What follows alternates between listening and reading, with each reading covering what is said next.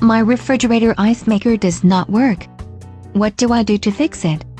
My first question is whether or not the lever is set to make ice. Some people manually flip the switch to turn off making ice and don't put it back. I am telling it to make ice.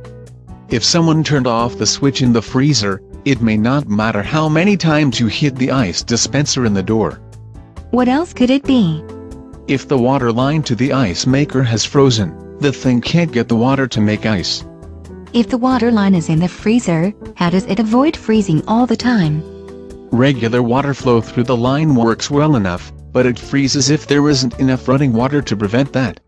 So how do I thaw it out? Opening the freezer and letting it defrost is an option. Pity I can't take the water line out to thaw it. Depends on how the hose is connected, but you might.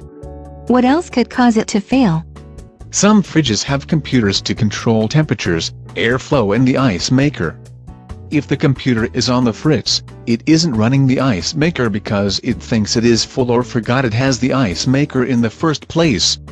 That's like a PC that can't recognize the network printer. The solution is similar too. You reboot the PC and see if it works. I don't know how to reboot my fridge. Unplug it long enough for the fridge control board to have its charge dissipate, maybe 5 minutes, and then plug it back in. It should reboot the control panel. And then I'll get ice. And then it should make ice, if the switches are set right and the water line is fine. And if it doesn't, there's a mechanical problem. Assuming you don't have a water filter in it somewhere to replace, yes. Not cool.